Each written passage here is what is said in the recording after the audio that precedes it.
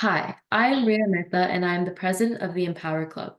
At EmpowHer, our goal is to inspire and enable women in technology and various other fields.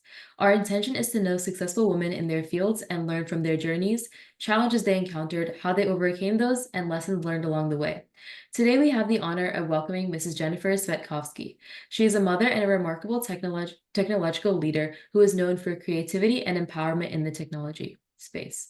With more than 20 years of experience in financial product management, her commitment to empower the teams towards success with passion and determination while championing collaboration and inclusivity every step of the way is commendable.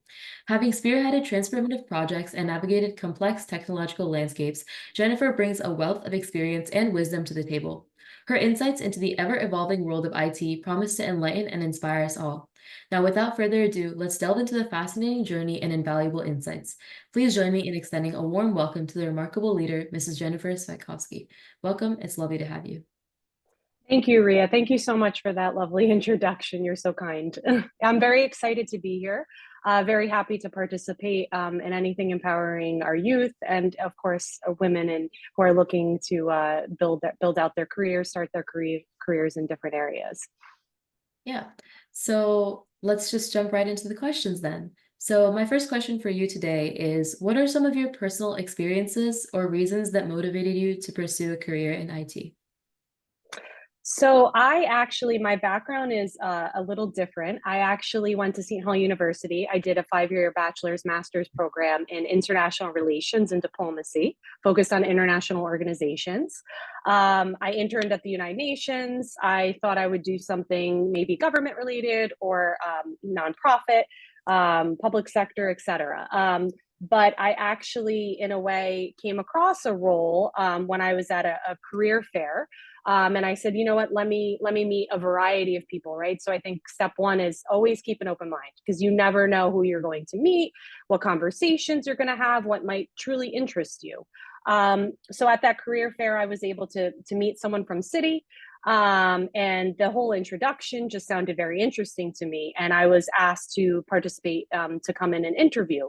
And with that, I basically was brought on to an equities trading floor, got to meet a lot of interesting people, definitely a whole new area of finance and technology in general. I had taken some courses in my college career, but sort of seeing it live and in action really drew me to this space and seeing the various parts and the fast moving opportunities and just a lot to learn on a daily basis.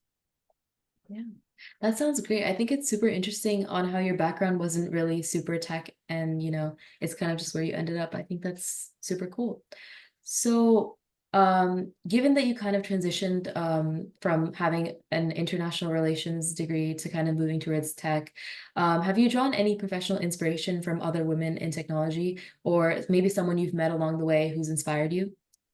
Absolutely. At City specifically, I can name a number of female leaders that I've been able to work with and actually receive sponsorship and mentorship from over the years. And what's so great about City is that that opportunity is there, right? It's a huge global bank. The individuals that you get to meet have such a varying skill set. So, I could find someone just like me, or I could find somebody that's really knowledge based in finance or technology on their own. But through the way, there were a lot of opportunities for me to participate in a lot of what we called sort of people strategy forums and things, right? Networking, I think, is just huge. And just sort of, in a way, clicking with certain individuals. And then from there, you build relationships. And that's what's so important. And, you're able to learn from these women and even male mentors too, right? Along the way that really are able to lift you up and help you on that journey, because it is a journey, right? With any career.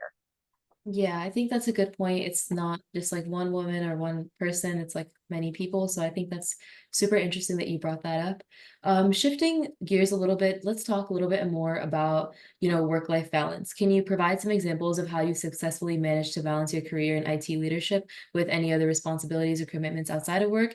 And what strategies did you employ to actually maintain sort of a balance between your work and your life?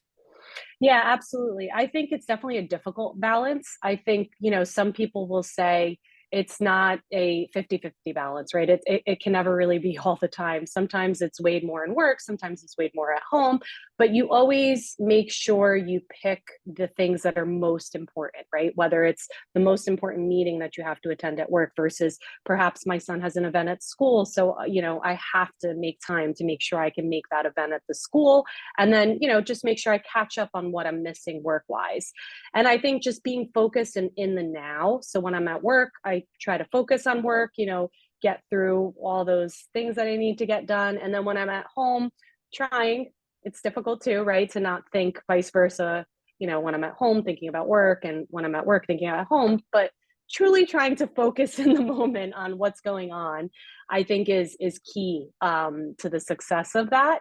And I think, having that opportunity for the flex, work from home, 2 days a week sometimes has been very helpful too. I think with family life, I think a lot of companies offer that, but, you know, there might be a transition back to that, but at least we kind of have learned certain things that we know that we can employ to support ourselves with that. And I do think that having supportive management in that balance has been great overall.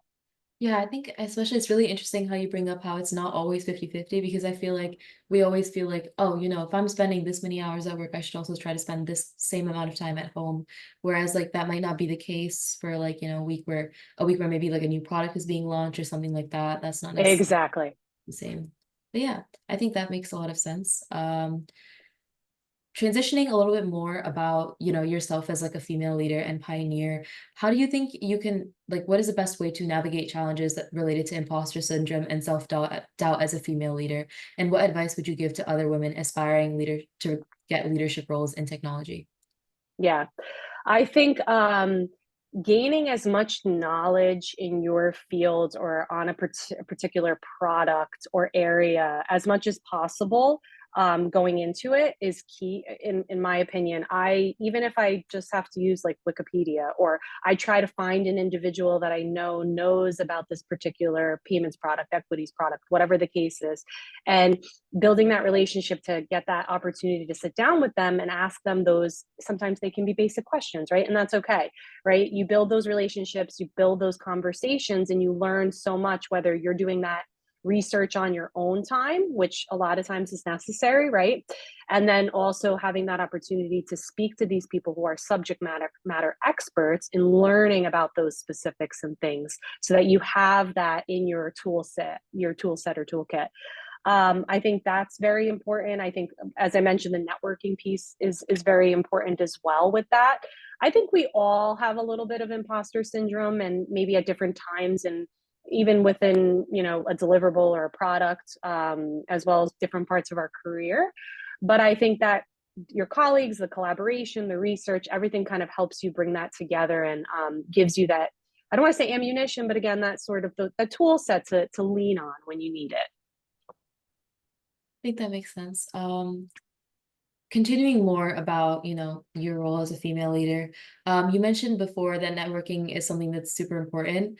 And I think the question that a lot of people have is how do you approach networking and professional development opportunities, especially in environments where women may be underrepresented, which I'm sure you know a lot about, given that, tech is a very male dominated industry. And then also, could you discuss any strategies that you've used to expand your professional network and build support systems? Absolutely. So I think a lot of times it's just raising your hand, right?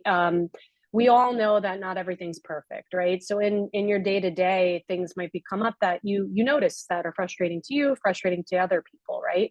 So sort of taking that initiative to take a look at, is this like a process issue? Is this something that maybe if I look into it, I can outline or propose something, right? And then raise that up to my manager or to the other individuals that are also frustrated by it, right? So I've done some of those things along my career. Even when we have cost savings times, for instance, right? We've identified different sort of ways and things in sort of consolidating things like, for instance, I'll say like market data and equities, right? We took a look at that, and I raised my hand and I said, let me sit down with each desk and let me interview them and understand what data they're using, why they're using this data, and put together profiles for each desk. Because what ended up happening in that example was that individuals were just getting everything, right? But they don't need all of that data, for instance, right? So let's figure out in a template or a profile what each desk would require. So that was taken to, and a lot of times we don't have resources or individuals that can be assigned to do a certain task, right? So if you raise your hand and you see something, right, and you sort of propose, right, you have to outline an issue, but you also have to propose something, right, and then be able to drive that through. So I think that's part of it, and that also helps with networking too, right? Because in that example, I was able to sit down with, as a very junior individual, I was able to sit down with desk heads and talk to them, sometimes one-on-one, sometimes in a smaller group, and that gave the FaceTime, right, and the ability to then be able to go back and maybe ask them some additional questions, right, and just build and foster those relationships for when a project was coming up that I had to do with those individuals, right, and then that collaboration is a lot easier then. So I think, yeah, taking that initiative, raising your hand, and then, there's a lot of things that certain companies offer, like I mentioned, some sort of people strategy forums and things, and just attending those, and you get to meet a lot of people too. And then, in your day to day, you're always working with so many different individuals, so that always helps. Yeah.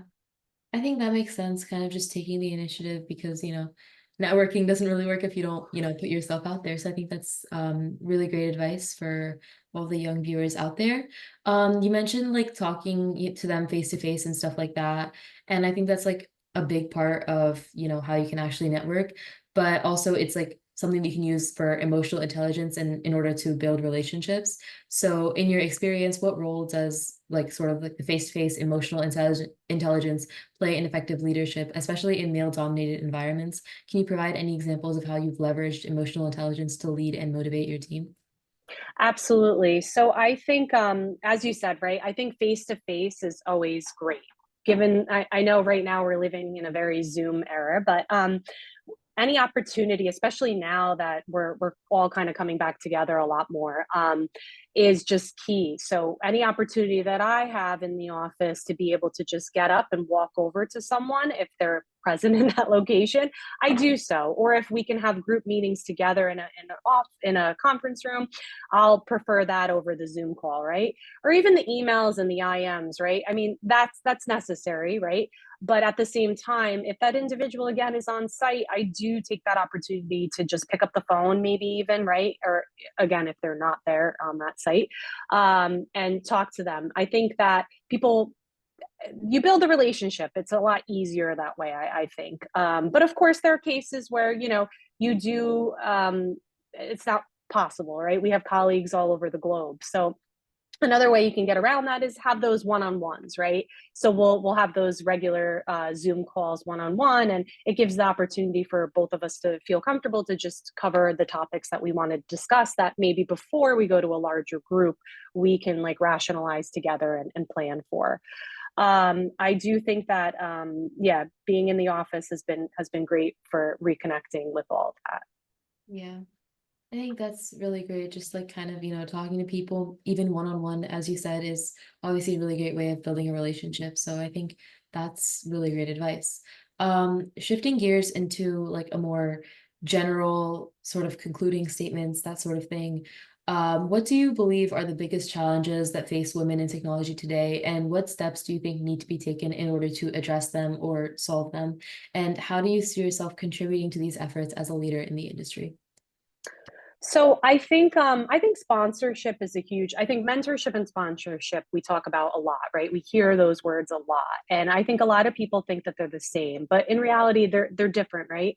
Mentorship, somebody is definitely supporting you along the way, and sometimes it's more of like an assigned thing that might happen through a firm or through connections with individuals. But when you have that true sponsorship from a senior and you're able to connect with them and then they sort of help open the door a little bit for you, because maybe they pull you into a meeting that you wouldn't have had exposure to previously, right? And then there's your opportunity to meet additional individuals, and then you're able to follow up with those individuals, and you can reference that meeting that you were just at, right? I think that sponsorship is such an important aspect of careers. So as well as mentorship, of course, right? So I think that those are a lot of things that can help support it. I do think a lot of times, as women, um, we don't always have that opportunity to be present in some of those big meetings, or have the opportunity to even vocalize what we're thinking, what we're suggesting.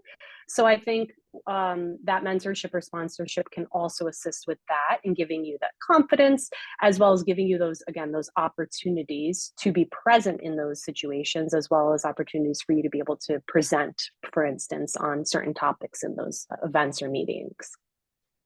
That makes sense. Yeah, that sounds good. Sponsorship and mentorship, you and I agree, that seems to be like a general trend of, things that people say. The other women in the past that we've interviewed have said are like the biggest challenges that face women in technology today. So I think that checks out, definitely. And um, in one sentence, what would you tell young women who are just starting to work, and what is one thing that you would like them to know? Don't take it personal. So I give you that example because I started out on the trading floor.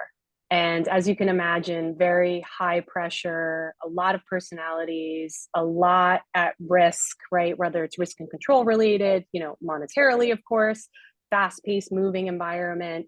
And, sometimes people might, yell, or, and it's never really directed towards you personally, right? But you have to, in the way, right, you have to manage personalities and things, right? So I think that feeds into it too. Like you said, sort of the emotional intelligence is knowing your person, knowing your audience, how you're going to approach them. And again, don't take it personal, right? We're all here to work on something together, and it's not you personally. Yeah, I think that makes sense. Especially like the thing that you said, like there are a lot of different personalities, and some people can be a little rough just when they talk. So I think it's a good way of looking at things, like you said, we're all here to work on something together. So that makes sense. So in terms of questions, that's about all I have for you today. All the advice and, kind of feedback that you gave was, I'm sure, helpful for me and probably incredibly helpful for anyone else looking to join the technology industry. So once again, from EmpowHer Club, we would like to thank you for your time and all of your feedback as well. Thank you so much, and have a happy holidays, and good luck with everything. This sounds like an amazing program. Sounds good.